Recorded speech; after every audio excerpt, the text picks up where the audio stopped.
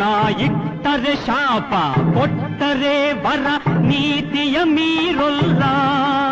ನಾ ಒಲಿದರೆ ಕೇಳಿಲ್ಲ ಆಕ್ರೋಶದ ಉರಿ ನಾನು ಆವೇಗದ ವಶ ನಾನು ಆ ಪ್ರೇಮಕ್ಕೆ ಒಲಿದೇನು ಹಾವಿನ ದ್ವೇಷ 12 ವರುಷ ನನ್ನ ರೋಷ 100 ವರುಷ ಹಾವಿನ ದ್ವೇಷ 12 ವರುಷ